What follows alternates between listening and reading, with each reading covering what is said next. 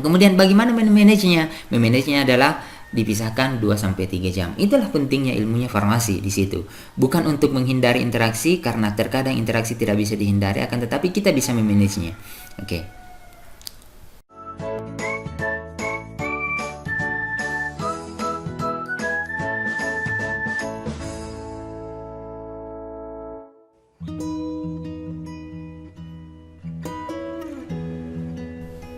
Oke, yang selanjutnya bagaimana mekanisme interaksi di fase absorpsi, yaitu dengan obat tersebut bisa mengubah motilitas, mengubah pergerakan dari sistem pencernaan itu. Kalau yang pertama tadi kan mengubah pH, kemudian yang kedua adalah bisa terjadi pembentukan kelat. Yang ketiga ini obat itu bisa mengubah pergerakan dari lambung usus itu. Ya, sistem pencernaan khususnya lambung usus ya. Sehingga misalnya mengubah laju pengosongan lambung, atau sehingga akan berpengaruh terhadap absorpsinya. Absorpsinya bisa saja berkurang atau bisa meningkat. Nah, misalnya apa? Ada obat propantelin namanya ya. Nah, itu dia bisa menurunkan laju pengosongan lambung. Maka efeknya pada obat-obat paracetamol misalnya akan berkurang absorpsinya. Nah, apakah akan terus berkurang? Tidak tentu dengan pengurangan laju pengosongan lambung. Akan tetapi misalnya obat-obat anti muskarinik misalnya, dia akan menurunkan motilitas dari usus itu, menurunkan pergerakan usus. Maka obat-obat yang golongan antidepresan trisiklik, nah ini obat-obat saraf ya. Nah, itu nanti kita belajar lagi tentang obat-obat saraf. Itu akan meningkat absorpsinya, akan meningkatkan absorpsi beberapa obat yang lain. Karena tentu jika pergerakan ususnya melambat, tentu semakin lama kontak obat itu di usus dan akan meningkat absorpsinya. Seperti itu. Obat itu diperkirakan efeknya itu kan, kalau misalnya di literatur itu kan disebutkan hanya 1/1 ya. Misalnya efek obat paracetamol dengan dosis sekian, maka bioavailabilitasnya sekian dan efeknya akan seperti ini, dosisnya segini. Nah, jika digunakan bersamaan dengan obat yang lain, tentu parameter farmakokinetik itu bisa saja berubah.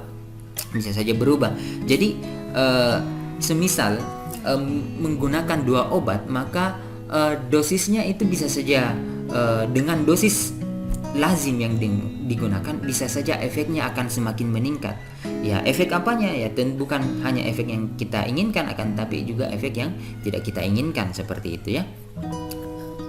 Kemudian mekanisme yang lain adalah dengan ini yang menarik ini yang sangat menarik, menginduksi atau menghambat transporter protein namanya.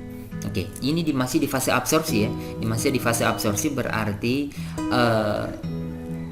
pemikirannya itu masih pada lambung atau usus mau masuk peredaran darah. Obat itu masih di lambung ataupun usus mau masuk peredaran darah. Itu masih fase absorpsi. Nah, mekanismenya sudah ada 3 yang kita bahas, ini yang keempat. Itu dengan obat itu bisa menginduksi ataupun menghambat dari transporter protein. Apalagi itu. Jadi transporter protein itu seperti ini.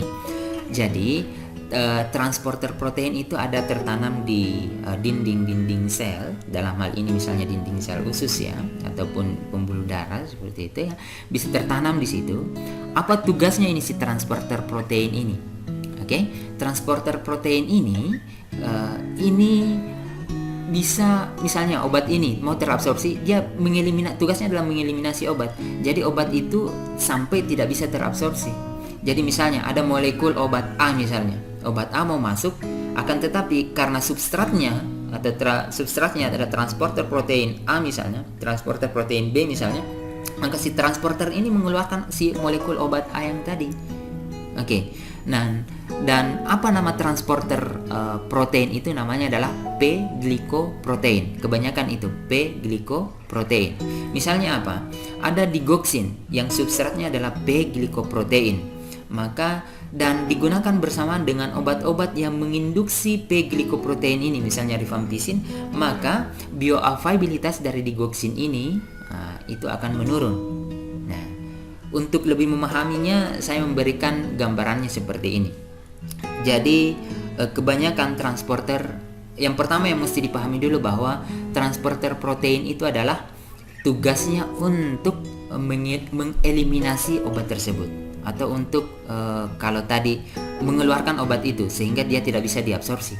Jadi kalau dia tidak bisa terabsorpsi karena ibaratnya ada molekul A mau masuk, ya, kan transporter ini ada tertanam di dinding sel itu, di dinding sel dari lambung atau usus itu, si obat A ini mau masuk, tapi si transporter protein ini, si P-glikoprotein ini tugasnya adalah mengeluarkan obat itu. Jadi kalau belum sampai ke peredaran darah, dikeluarkan duluan. Nah, itulah tugasnya adalah mengeliminasi. Nah, saya gambarkan seperti ini. P-glikoprotein, anggaplah ini adalah P-glikoprotein, ya. Anggaplah ini adalah P-glikoprotein, seperti itu. Nah, obat itu ada namanya substratnya.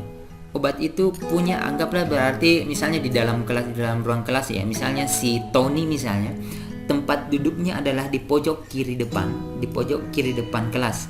Nah, makanya si Tony itu substratnya adalah kursi di pojok kiri depan. Artinya itu adalah kepunyaan Tony. Oke? Jadi si substrat obat itu punya, ibaratnya di situ kendaraannya. Oke? Artinya apa? Kalau misalnya obat A ini substratnya P-glikoprotein, berarti obat A ini dieliminasi oleh si P-glikoprotein. Intinya setiap obat itu punya substrat. Nah, intinya P-glikoprotein ini substratnya ada, obat A misalnya substratnya. Nanti saya berikan animasinya biar lebih bisa dipaham. Kemudian ada, ini kan 2 obat. Berarti ada obat lain yang tugasnya adalah bisa menginduksi si P-glikoprotein ini. Apa maksudnya menginduksi? Menginduksi berarti mendukung kerjanya. Jadi membuat, kalau kerjanya si P-glikoprotein tadi ini adalah tugasnya untuk mengeliminasi sehingga efek obat bisa berkurang, mengurangi efek obat karena belum masuk ke peredaran darah, sudah dikeluarkan oleh P-glikoprotein. Nah, kalau digunakan bersamaan dengan obat-obat inducer ini, artinya apa? Artinya efek obatnya itu akan berkurang nantinya. Kenapa bisa seperti itu nanti saya jelaskan. Kemudian ada juga obat yang namanya inhibitor atau yang menghambat. Menghambat apa? Menghambat kerja P-glikoprotein. Artinya menghambat kerja dari mengeliminasi obat ini. Artinya apa? Absorpsinya akan semakin tinggi nantinya kalau dihambat karena tidak ada yang mengeluarkan. Apakah bagus efeknya? Kemudian tidak juga. Seperti yang saya jelaskan tadi bahwa kalau dihambat absorpsinya, tentu perkiraan parameter farmakokinetiknya akan berubah juga. Artinya misalnya absorpsinya dia menggunakan obat inhibitor sehingga P-glikoprotein ini dihambat. P-glikoprotein dihambat berarti absorpsinya tinggi. Absorpsinya tinggi, bioavailabilitasnya tinggi. Yang dari awal misalnya cuma bioavailabilitasnya 50% karena menggunakan obat-obat inhibitor sehingga menghambat kerja dari si P-glikoprotein ini sehingga absorpsinya meningkat, maka absorpsinya misalnya meningkat menjadi 80%. Karena digunakan bersamaan dengan obat lain, maka efeknya pun akan meningkat. Tapi ingat, efek obat ada 2. Ada efek toksik, ada efek yang kita inginkan. Jadi efek obat itu, efek toksiknya pun bisa meningkat. Seperti itu. Oke, selanjutnya saya ingin memberikan contohnya seperti ini. Jadi ada obat A yang merupakan substrat dari P-glikoprotein ini. Substrat dari P-glikoprotein, artinya obat A ini kalau diminum, misalnya obat A diminum, kemudian zat aktifnya pecah di dalam lambung misalnya, zat aktif itu mau masuk peredaran darah, tentu melewati dinding lambung. Dinding lambungnya misalnya lambung atau ususnya mau dilewati. Kemudian karena substratnya P-glikoprotein, artinya obat itu akan berikatan dengan P-glikoprotein dan sementara tugasnya P-glikoprotein adalah mengeluarkan si obat ini. Oke? Mengeluarkan si obat ini. Kalau ada yang seperti itu dan digunakan bersamaan dengan obat-obat inducer artinya dia mendukung kerja si P-glikoprotein, mendukung kerja si P-glikoprotein untuk mengeliminasi obat ini. Maka apa yang terjadi? Absorpsinya akan meningkat atau berkurang? Absorpsinya atau eliminasinya akan meningkat dan tentu absorpsinya akan berkurang. Ya, eliminasinya akan meningkat. Eliminasinya itu berarti dikeluarkan obat itu kan akan meningkat pengeluarannya. Meningkat pengeluarannya dikeluarkan kemana? Artinya dia tidak terabsorpsi. Absorpsinya akan turun. Absorpsinya turun berarti bioavailabilitasnya juga turun. Berarti efek obat juga akan tidak didapatkan atau efek obat juga akan berkurang. Kan seperti itu urut-urutannya. Oke, eliminasinya akan meningkat jika bersamakan dengan inducer. Kenapa bisa meningkat? Karena dia kan inducer ini kan mendukung kerja si P-glikoprotein. Oke, berarti mendukung kerja si P-glikoprotein untuk mengeluarkan obat-obat yang menjadi substrat dari P-glikoprotein ini, sehingga absorpsinya akan berkurang, ataupun dengan kata lain eliminasinya akan meningkat sehingga absorpsinya berkurang dan bioavailabilitas obat itu akan berkurang tentunya. Oke, selanjutnya, jika obat A ini substratnya P-glikoprotein dan digunakan bersamaan dengan obat-obat inhibitor, artinya menghambat kerja dari P-glikoprotein, maka apa yang terjadi? Yang terjadi adalah eliminasinya akan berkurang. Ya, eliminasinya akan berkurang. Kenapa bisa berkurang? Ya karena ingat bahwa fungsinya P-glikoprotein itu adalah untuk mengeliminasi, untuk mengeluarkan obat-obat yang mau masuk ke dalam peredaran darah. Nah, kalau itu dihambat berarti eliminasinya kan berkurang. Absorpsinya tinggi atau tidak? Ya, absorpsinya tinggi. Ya, absorpsinya tinggi berarti bioavailabilitasnya tinggi atau tidak? Bioavailabilitasnya pasti tinggi. Efek obatnya akan semakin meningkat juga, tapi ingat efek toksiknya pun akan semakin meningkat. Oleh karena itu dibutuhkan farmasi untuk memanage itu. Oke, biar lebih mengerti saya memberikan contohnya seperti ini. P-glikoprotein seperti di contoh yang di awal tadi, substratnya adalah ada obat digoxin namanya, yang merupakan substrat dari P-glikoprotein. Artinya digoxin ini akan dikeluarkan oleh si P-glikoprotein. Jadi kalau menggunakan digoxin, jadi sebelum digoxin kita kan digunakan secara oral kan tidak mungkin bioavailabilitasnya sampai 100%. Kenapa tidak sampai 100%? Karena ada peran dari si P-glikoprotein ini yang bisa mengeliminasinya. Jadi ada obat digoxin, ini tentu banyak obat-obat yang lain ya. Digoxin yang substratnya adalah P-glikoprotein. Oke?